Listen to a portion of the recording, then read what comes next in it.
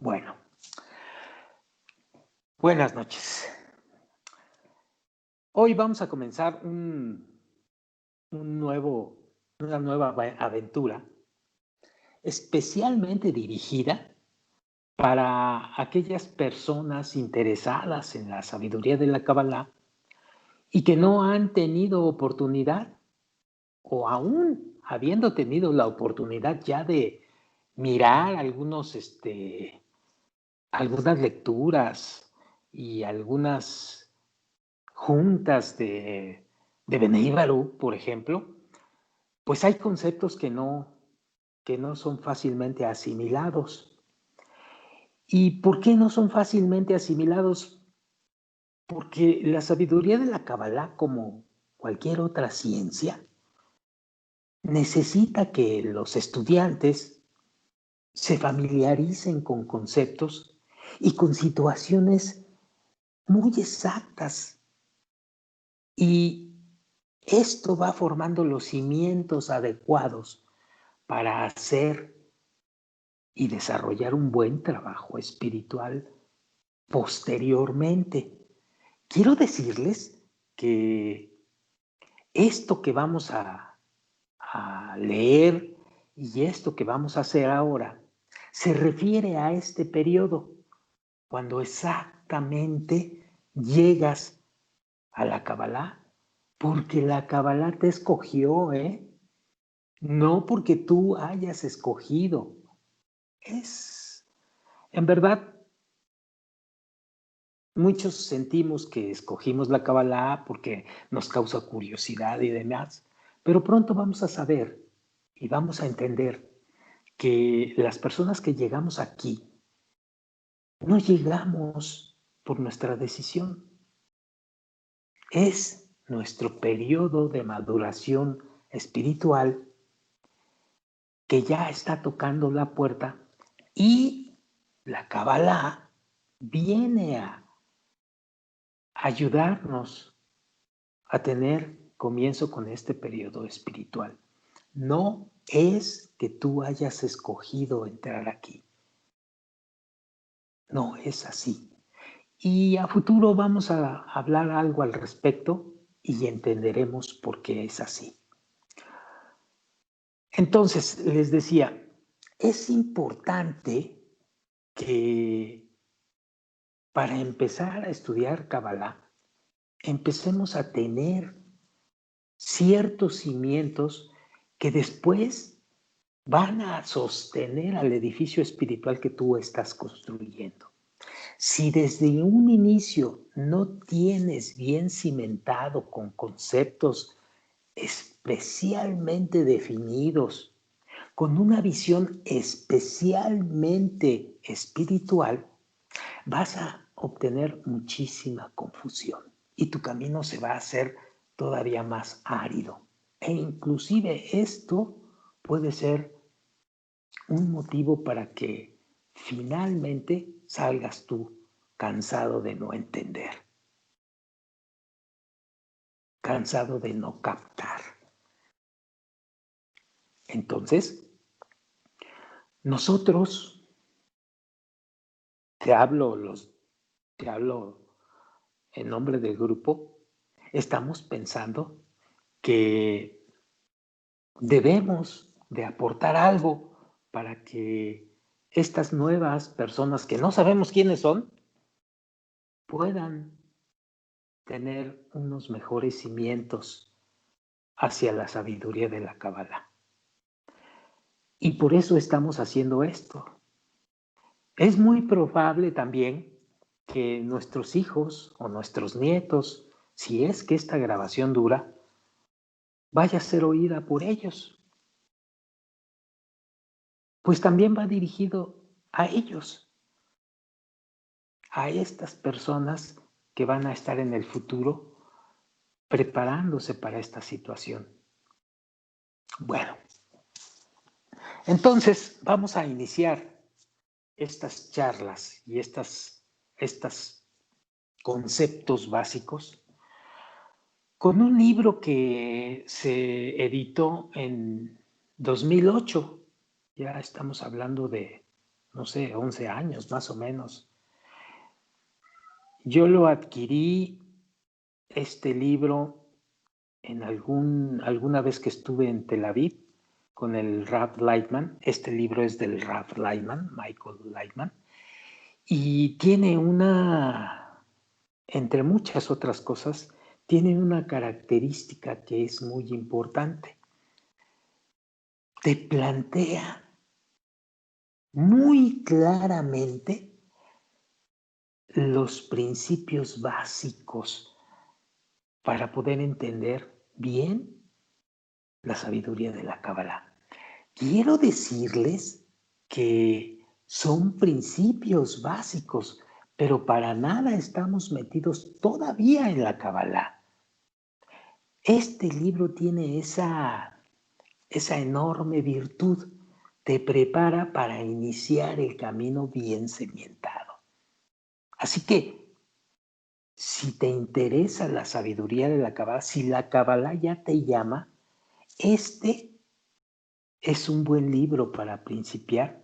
Y estas charlas o estas pláticas que vamos a tener van a ser maravillosamente aclaradoras para que después tú puedas penetrar en todos los conceptos y puedas fincar un buen edificio para tu camino espiritual. Así que, dicho esto, pues vamos a dar inicio.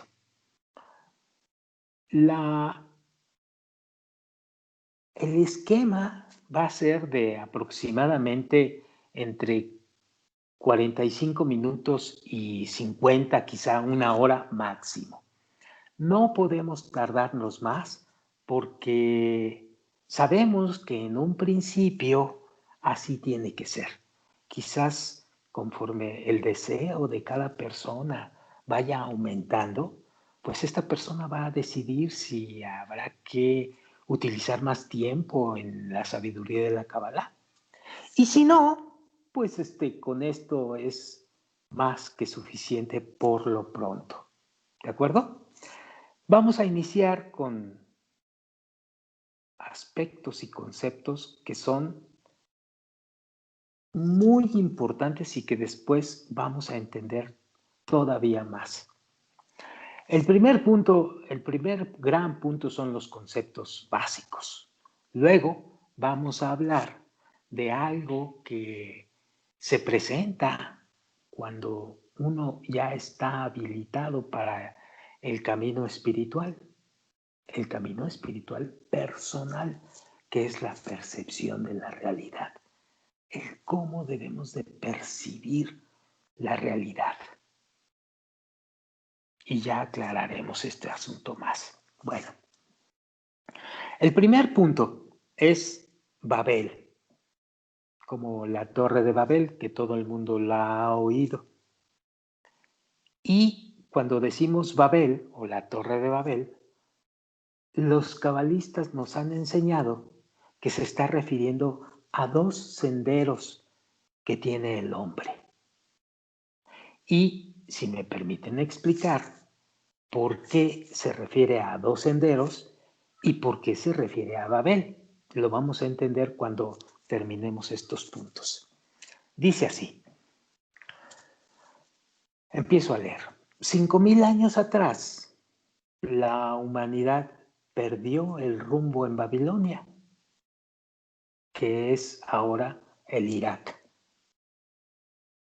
Y esta desviación nos está conduciendo hoy a un caos.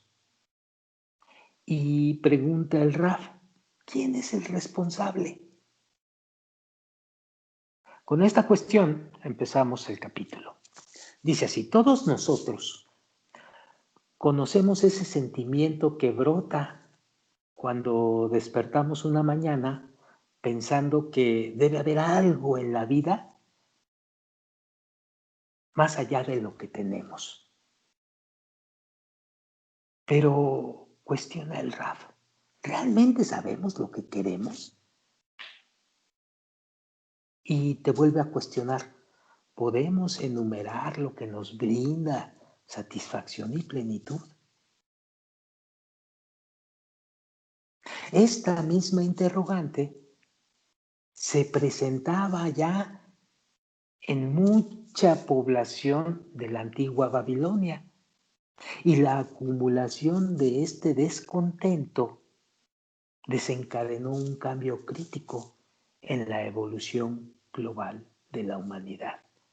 Sí, todo comenzó en Babel, que era en aquel tiempo una vibrante capital de Mesopotamia.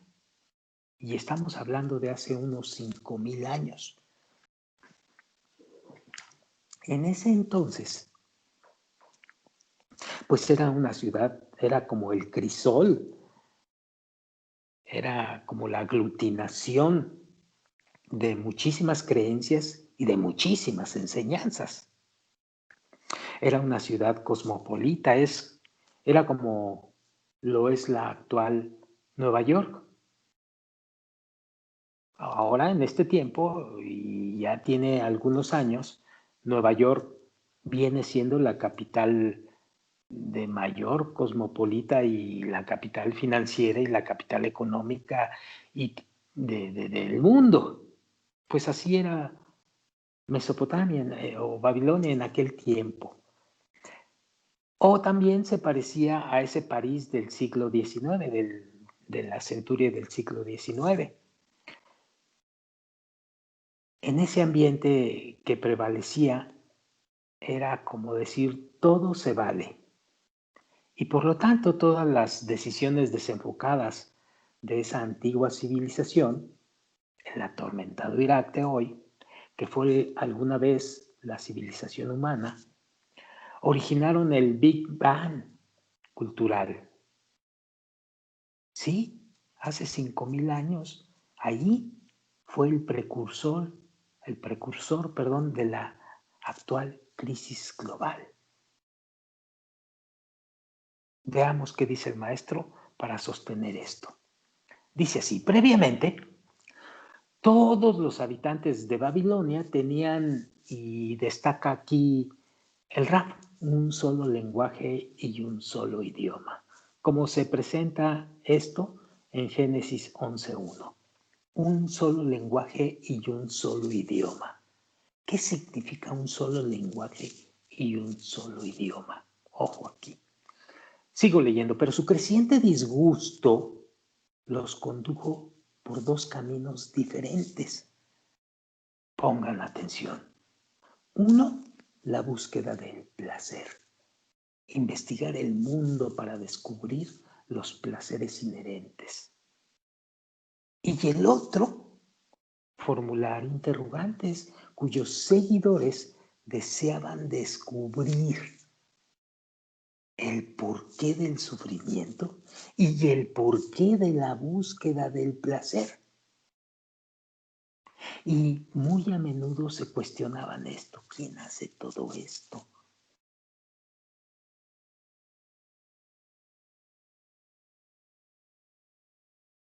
Entonces, había dos opciones. Unos buscando el placer, independientemente de todo, búsqueda del placer como fuese posible. Y el otro, una serie de personas que más que buscar el placer, se preguntaban y buscaban quién es el responsable de este placer. ¿Por qué el hombre percibe este placer? Dos caminos completamente diferentes. Los adeptos a la búsqueda del placer empezaron por inventar, innovar, avanzar. Se idearon proyectos para acelerar su progreso, se desarrollaron nuevos lenguajes, es decir, se buscaron y se hicieron nuevas fuentes de placer. No obstante, dado que tenían diversos deseos, se fueron dividiendo y eventualmente se alejaron completamente. ¿Por qué? Porque en la búsqueda de placer te expandes alrededor de todo el mundo, en diferentes ámbitos. Y esto va conformando mayores deseos, mayores invenciones, mayor desarrollo, mayores tierras, en búsqueda de mayor placer. Así pues, a esto se le llamó lo que ahora se le podría conocer como el Big Bang cultural. Y ahí era ya un hecho. Y cuanto más se apartaban las personas entre sí en la búsqueda de un placer específico, más iban diversificando su manera de buscar placer. Algunas adoraban las fuerzas de la naturaleza con la esperanza que éstas cumplieran sus caprichos. Otras creían en una fuerza única de la que esperaban recibir lo anhelado y alcanzar la felicidad. E incluso nacieron formas de pensamiento donde había quienes hablaban de la necesidad de dejar de desear completamente, como es el caso de los budistas. Ahora, bueno, con el tiempo, estos conceptos dieron lugar a diferentes culturas, debido a que cada una estimaba que sus ideas eran las más beneficiosas. Todo aquel que no estaba de acuerdo se convertía automáticamente en enemigo y se convertía en una amenaza a las expectativas de placer y complacencia de una persona o de un grupo o de una sociedad. Después de muchos siglos de batallas y peleas, las personas empezaron a darse cuenta que sus creencias no las conducían a la felicidad. Y esta es la esencia de la crisis global actual, si echas un vistazo a tu sociedad. Y esto ha sido no solamente la crisis global actual, esto ha provocado una serie persistente, constante de crisis en diferentes periodos. Nosotros, toda la humanidad, ya sabemos que no hay nada que podamos hacer para garantizar nuestra felicidad o nuestra seguridad personal, ni la de nuestros hijos.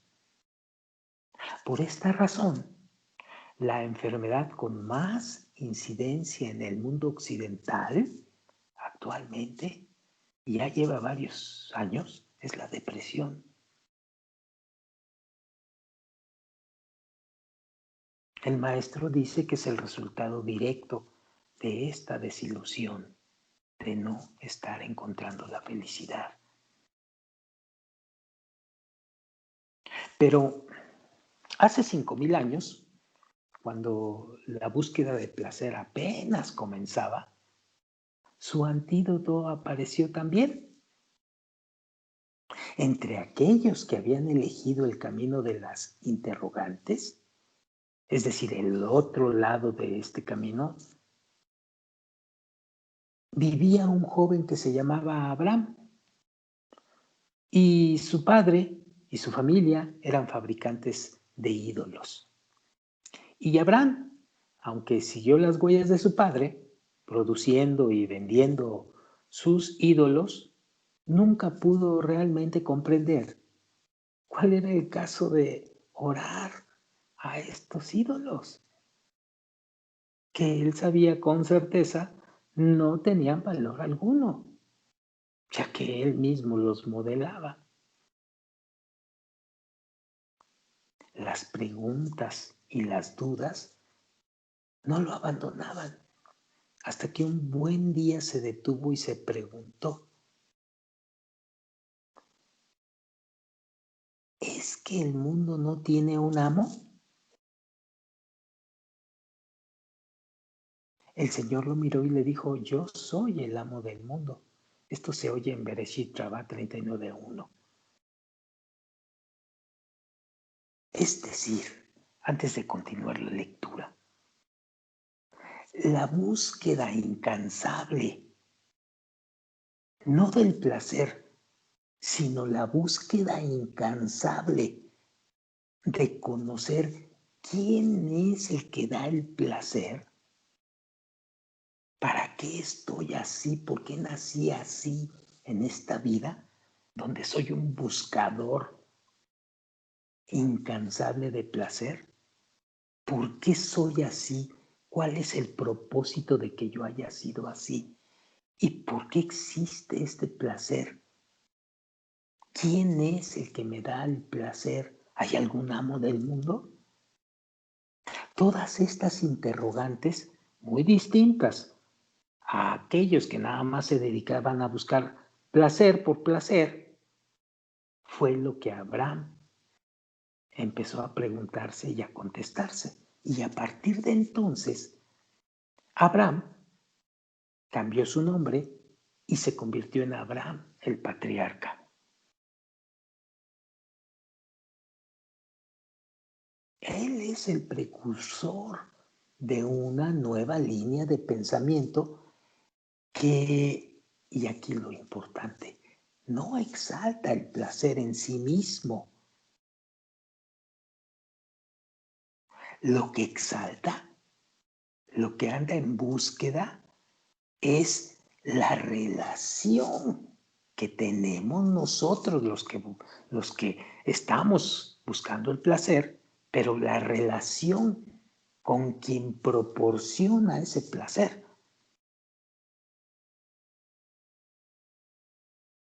No nos parece que el placer sea importante en sí mismo.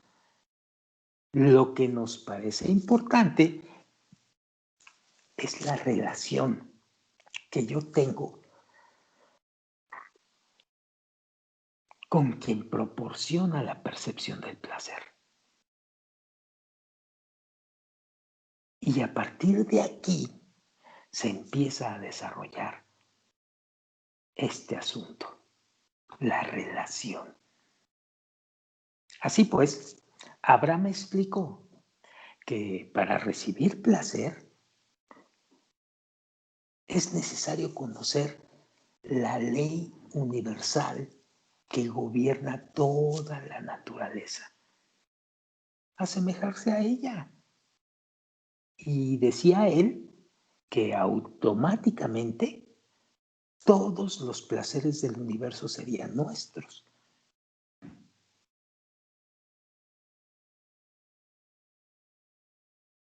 Y el problema, decía él, no es que queramos disfrutar. Ese no es el problema. El problema es que no queramos saber de dónde proviene el placer. Ese es el problema. Y pronto vamos a saber por qué no queremos saber de dónde proviene el placer. ¿Y qué implica esto que existe en todos nosotros? Bien, Abraham desarrolló, por consiguiente, un método de enseñanza para alcanzar esta relación con el otorgante mediante la semejanza con él. ¿Con quién? Con ese otorgante. Enseñó que ese otorgante o él no es un ser. Y no se nos olvide, no es un ser. Es un principio sobre lo cual todo funciona. No es un señor de barba sentado en una nube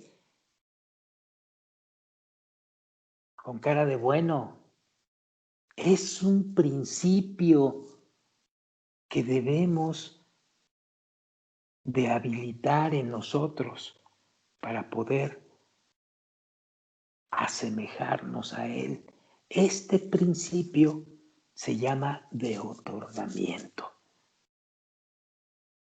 Y entonces Abraham dedicó toda su vida a la difusión de este método, porque es un método.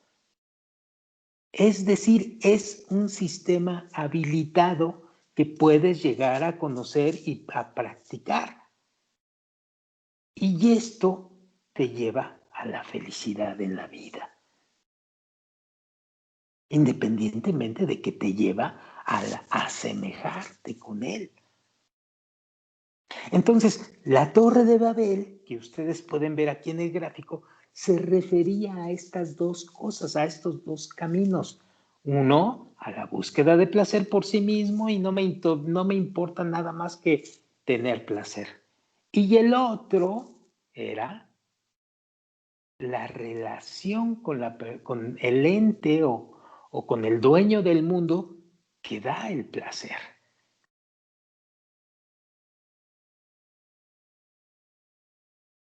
Entonces, esta situación provocó que la Torre de Babel pues dejara de ser importante y cada quien buscara su placer en otras tierras, con otras sociedades, con nuevas tecnologías, nuevas formas de pensamiento, etcétera, etcétera, etcétera.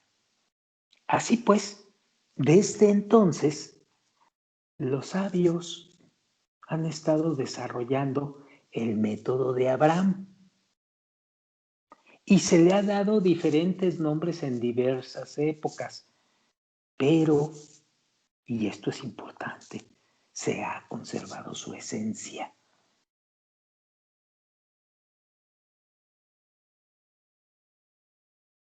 El gran cabalista del siglo XVI, el rabino Jaime Vital, un gran cabalista, escribió que a través de todas las generaciones, la enseñanza ha sido la misma, pero su esencia es la sabiduría de la Kabbalah. Kabbalah, la sabiduría de recibir, porque Kabbalah viene del verbo lekabel, que significa recibir. Por eso se llama la sabiduría de la recepción. ¿Qué vas a recibir? Placer. La diferencia está en que lo vas a recibir correctamente. No vas a andar como hemos andado a través de la historia y antes de haber llegado a la Kabbalah, buscando denodadamente cómo conseguir placer en casas, en coches, en estudios y buscar el placer por sí mismo. Actualmente, cada vez más personas sienten que les falta un elemento clave en su vida y se preguntan siempre que no pueden ser felices. ¿Por qué no pueden ser felices?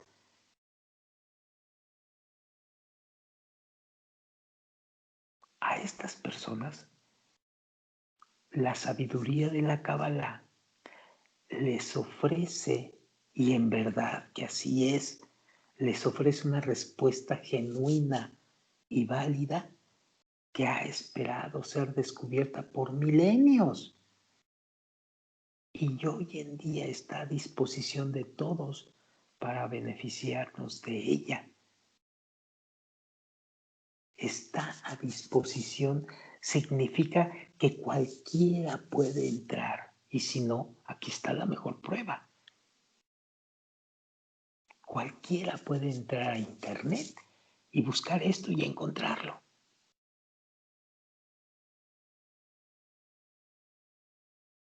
La utilización de esta sabiduría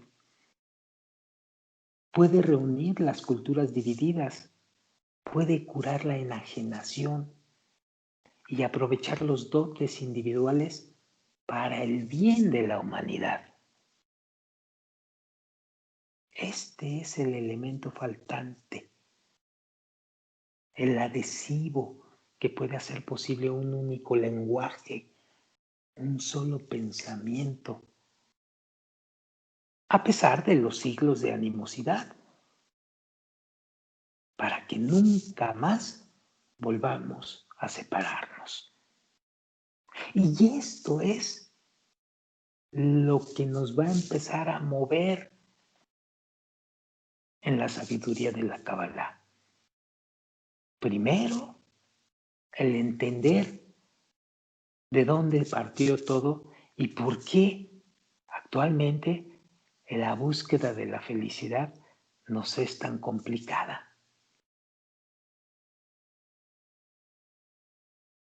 Bien, el punto número 2 es deseos, el motor del cambio.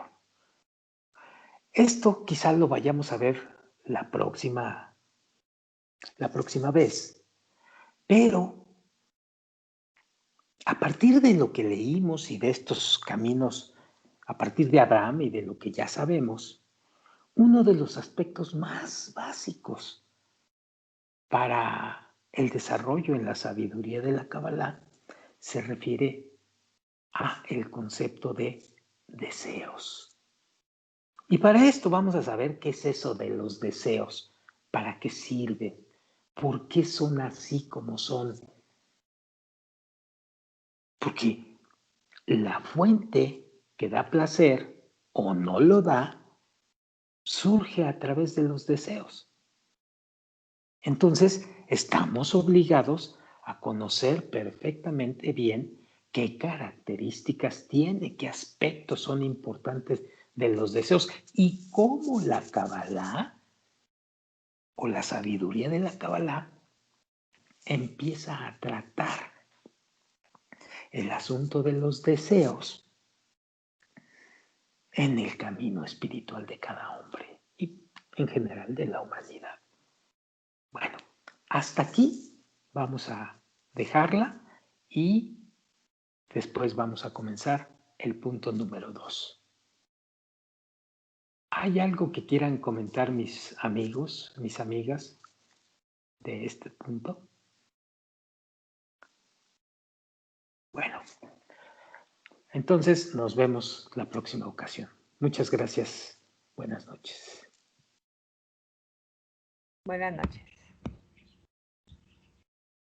Buenas noches.